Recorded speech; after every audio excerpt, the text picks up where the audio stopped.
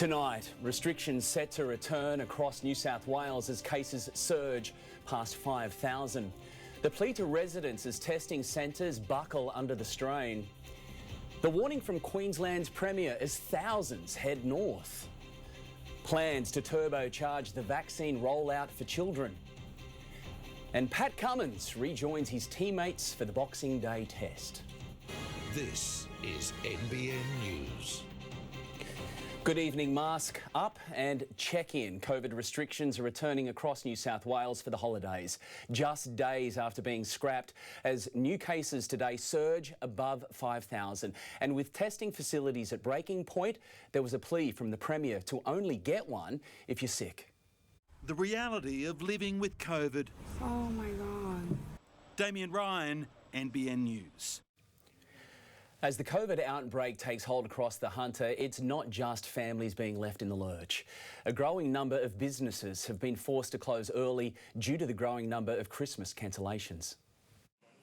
At this time of year, Geordie Moffat's restaurant should be full. Isabella Evans, NBN News. And Isabella Evans is in Newcastle for us tonight. Bella, you've got an update on the vaccine rollout across the Hunter.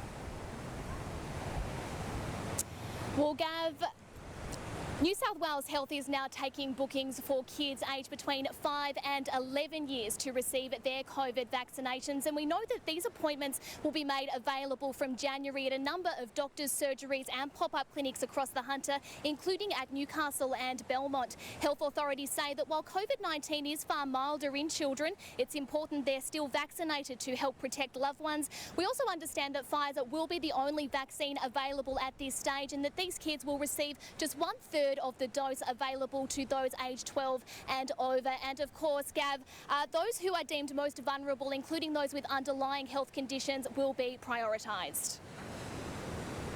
Bella, thank you. Let's go live now to reporter Jessie Burns on the Gold Coast. Jessie, the situation is worsening there. Queensland has recorded its worst ever daily increase of cases, 369 new infections. That's an 100% increase up from yesterday, and we're told it's only going to grow. This week in Queensland, the state reached 85% double dose, but here on the coast we are trailing behind. We're about 2% behind that state average, and that has the Premier concerned. Across the southeast of our state, essentially every area is above 90%, except the Gold Coast region. Those case numbers in our border bubble also staying quite high. 102 new cases in northern New South Wales and 59 in Byron. But we're told not to hit the panic button just yet. The vaccines are working, just one person in hospital. Thanks, Jessie. Despite a hard border, COVID has found its way into Western Australia.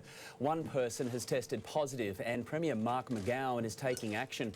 Masks are now mandatory indoors and recommended outside when people can't socially distance.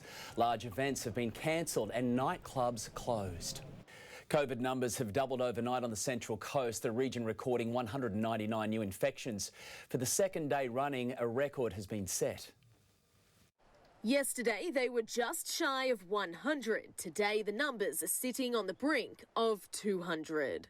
Today, we've seen a record number of cases of 199 cases on the Central Coast. Lara Coffey, NBN News. Despite setbacks, Warnervale's new $38 million school will be ready for classes next year. 20 air-conditioned rooms, staff buildings, a library and playing fields are among the features at Porters Creek Public School. With a few finishing touches, 450 students will be able to walk through the gates on the first day of next term. With Christmas almost here, health experts are urging us to de-stress. One approach is to avoid overindulgence as we head into the new year. While it's touted as a fun, relaxing time of year, whipping up food and hosting the extended family can also bring feelings of negativity. Time for a quick look at what happened with our weather today. Well, more isolated showers about mostly to the north, but affecting some parts of the Central Coast. Looks like we've got a little more on the way for Christmas Eve as well.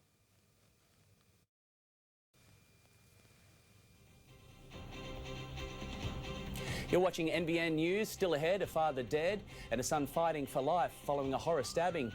Treat your COVID at home, the pill that could change the pandemic. And the great super recovery, how Australians are topping up their nest egg.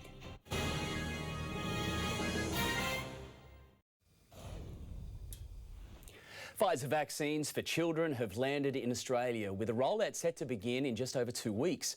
It will be a challenging time for the federal government, which is also facing a jump in demand for boosters. It's a Kirribilli Christmas for the Prime Minister, with his dog, his family and presents too. The first home COVID treatment could be available next week in the United States. Health officials there approving the antiviral pill, which is shown to be 90% effective in preventing severe disease and death. A green light for a pink pill set to change the way we treat COVID-19.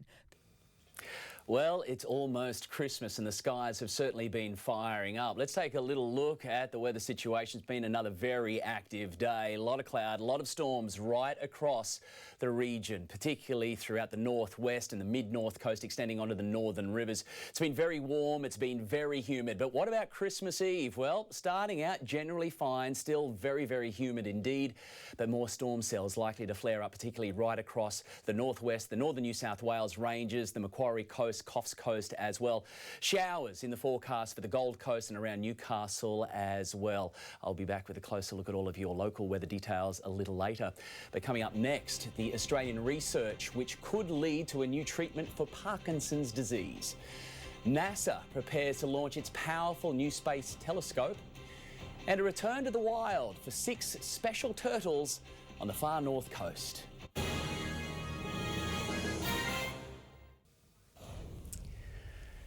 A giant air tanker has landed in New South Wales today, a new national asset to help fight bushfires across all states.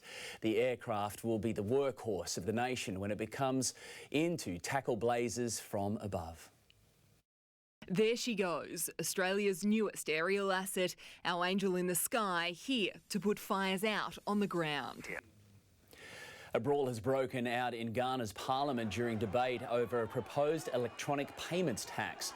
It's not the first punch-up in the country's parliament this year. In January, a mass fight lasted several hours until the army moved in.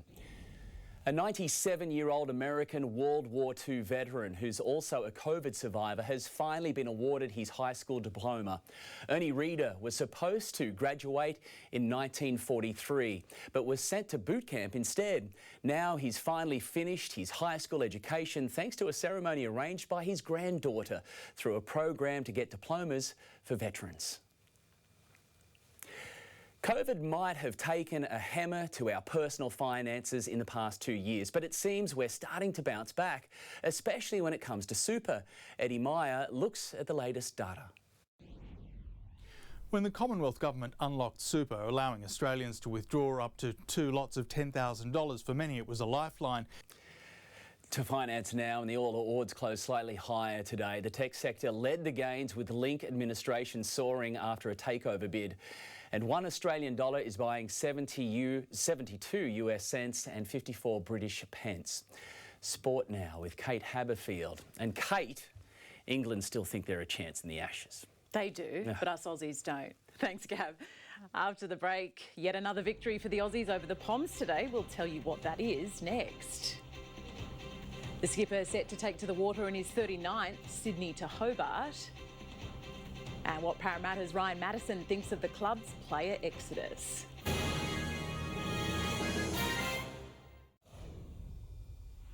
Marnus Labuschagne will take to the field on Boxing Day as the world's best batsman. The Australian number 3 has replaced Joe Root at the top of the rankings, and coach Justin Langer believes there's still room for improvement. Pat Cummins back in business, rejoining the squad after a brush with COVID. Most of Parramatta's off-contract stars have now sorted their futures, except for Ryan Maddison. The Eels back rower insists he's in no rush to lock in a new deal. Instead, his focus for the festive season is on others more in need. As pre-season training winds down, most players are putting their feet up. After the break, Liverpool edged through to the quarterfinals of the English League Cup. And Paul Gallen rocks Darcy Lussick in a brutal showdown.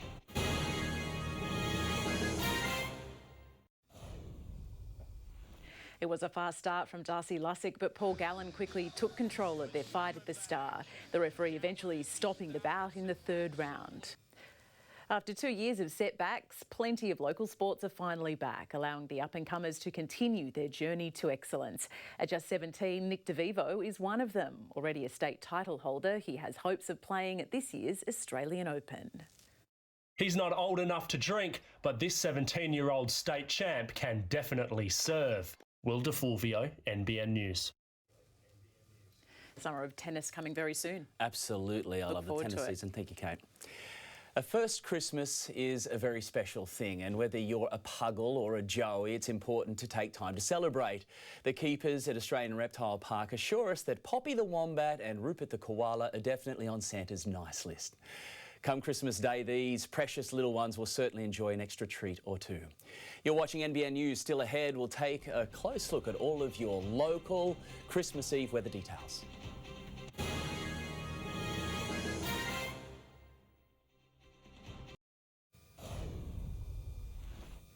La Nina is doing its best to steal Christmas, that's for sure, but there is a little bit of a window, an opportunity to enjoy the festive season. Let's take a look first of all at this evening's weather photo.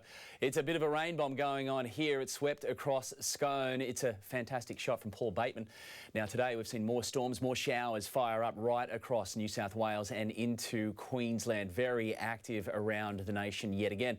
Now tomorrow, Christmas Eve, we've still got that onshore influence, the humidity, the cloud cover and some wet weather, some showers about isolated and again a slight risk of a storm cell. The real instability is moving to northern New South Wales and Queensland. There's all of that wet weather as it passed through during today, but more tracking in across the upper Hunter.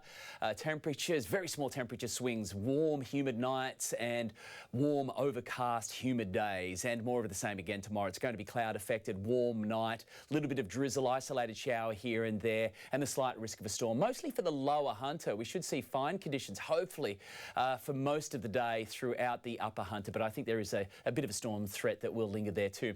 A little bit of swell, small conditions continuing, about a metre. Tomorrow morning there's an early low tide just before 6, so we are back to the high just after 12:20. Sun's rise 5:42, down at 8:03. Not much moon about. Look at Christmas Day though. There is our window of opportunity because look at the rain. Looks like it is going to ramp back up from Boxing Day for Newcastle. Heavier conditions right across the northern New South Wales coast though. If you are holidaying to the north, the upper Hunter, a little bit of wet weather. Showers also for Boxing Day onwards, so a little bit wet in between Christmas and the New Year. But the Central Coast, you have a fabulous looking Christmas Day. Let's take a look at the surf conditions for another day. It was pretty ordinary. It was somewhat onshore, small waves, but at least sea surf temperatures are nice and warm at the moment.